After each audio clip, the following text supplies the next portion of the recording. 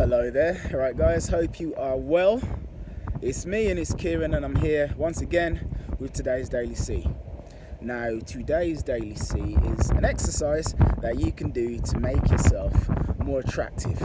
More attractive to people, more attractive to women. Not in a physical sense, but in an emotional sense. And it's somewhat unusual. You might think it's some weird hippy-dippy woo-woo bullshit, but it's really not. So I'm going to explain what it is and why it works. It's like this.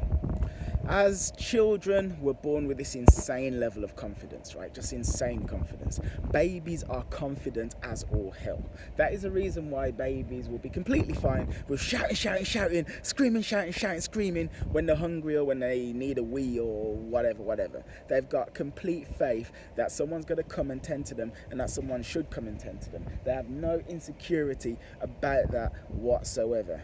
Or also you get like small children that will happily go, "Mummy, watch me jump into the pool." Or like if you got a group of small kids at school and the teacher will say, "Who knows T+2?" And they all just shove their hands up like this, like, me, I know. Like as a small kid, you're really confident. It's the reason why babies fall over 55 billion trillion gazillion times when they're trying to learn to walk, but they never ever think it means anything about them. But as you get older, the adults, the caregivers, the people who you really look up to, you really respect, and you really rely on for just like love and for support and for survival, all of a sudden the love that they have becomes conditional. So now it's not just enough that you can go baba when you're trying to say dada and then have them go, "Oh, what a wonderful kid, he's so amazing." That's not enough anymore. You can't just run around the house naked with your underpants on the top of your head and have people love you. All of a sudden their love becomes conditional. All of a sudden you need to do things to prove yourself worthy of that love, whether or not that is doing well at school, whether or not that is acting a certain way in public, speaking a certain way to your parents, whether or not that is, as it is the case with most people, downplaying yourself, like not being big-headed, not being arrogant, not having a high opinion of yourself. Then you start to hear phrases like, "Who do you think you are?" Just who do you think you are? Or why can't you be like your cousin Sam? You see Sam's well behaved. Why can't you be more like Sam? You know, you start to hear things like that, and little by little it erodes away at your self-confidence.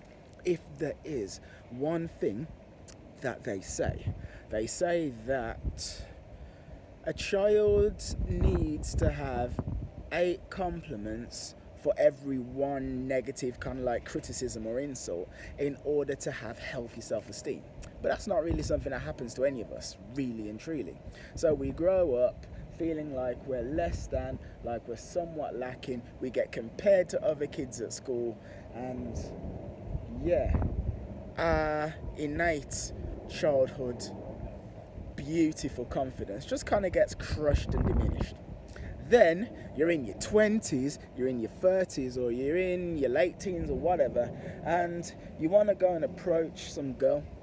And you know you've done all of the reading, right? You've done all of the reading, you've seen all of the PUA material.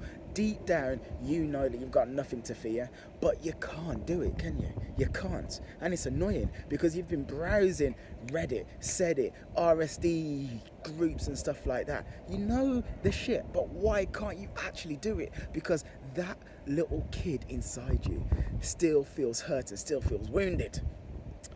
So, here is an exercise that you can do to get over the basic thing inside you that's stopping you from feeling confident. That's stopping you from talking to the girl that you need to talk to, or the man that you need to talk to, or whatever it is that you're scared to do. Anyway, this is it. So, you're going to close your eyes, right? Like I got my eyes closed. Like, close your eyes. Presumably when you're at home and you got, maybe you're in bed or something like that. In your mind's eye, go back to the house that you grew up in, right? Go back to that house and find the childhood version of yourself. Find them, yeah? Take them by the hand and bring them to wherever you live now, and show them around and tell them about your life, and let them just be absolutely amazed. Like with me and my childhood stuff, it's like, oh my God, you've got a PlayStation 4. I was just playing a Sega Mega Drive. Oh, what the fuck's the internet? Like, show him everything. Like the fact that you can stay up as late as you want, and you can eat whatever the hell you want. You know, all of the stuff that childhood version of you would think was absolutely sick, but that you just completely take for granted. Show him all of that stuff. Then, what you want to do is sit them down and just explain to them that, despite what anybody might have told them, you think they're amazing, right? And you are like their big brother. You're their guardian, and you're never, ever, ever going to leave them alone. Ever. You're never going to leave them. You're always going to be there for them. Make sure that they know that. And then also tell them the sorts of things that you wish people would have told you when you were younger, but no one ever told you. Say it to them. Like, oh my gosh, you know how cool you are? You're like the coolest little kid that anyone's ever seen. How the hell did I find you? How did I find a kid this amazing? You're so intelligent. Like, you're really good at doing stuff. You are fucking clever. All the stuff that you wish that the adults around you or people around you said to you, say that to the little kid. And, you know, you'll find it to be quite a powerful exercise, and do it often as well. Do it often. Don't just do it like once or twice, or thrice. Do it on a regular basis. Do it every day, ideally for about 10 minutes. And the reason why you're going to do it is effectively because, I don't know if you know this, but the human brain can't tell the difference between something that's real and something that's imagined. It really can't. That is the reason why you could watch a film and you see like a scary film, it's like a horror film or something, and you genuinely, legitimately start shitting yourself while you're watching the film. Or even when you watch porn and you get aroused. Like, there's nobody in front of you. There's no one in front of you. It's just pixels on the screen. So why the fuck are you aroused when you're looking at porn? Or why are you scared when you're watching a horror film? Because your brain cannot tell the difference at all. For instance, I'm talking to you now either by the visual medium of YouTube or the audio medium of SoundCloud, and your brain thinks I'm right there in the same room with you. It doesn't actually realise that I'm all the way in cloudy London with the Shard right behind me. Has no idea. That's why it works. So when you basically visualize talking to your childhood self and say to that little boy all of the stuff that you wish people said to you, you basically are saying it to you, and you will help to undo all of the negative crap, malarkey, bullshit that has occurred in your psyche, and then unlock that innate, beautiful, powerful, wonderful, vivacious, charismatic, tremendous, sick confidence. That is your birthright. Anyway, that's it from me. That's it from Ciaran. This is today's Daily C, and I hope you have yourself a lucky day. Oh, and by the way, please subscribe. Please subscribe. One more time, please subscribe. Ciao.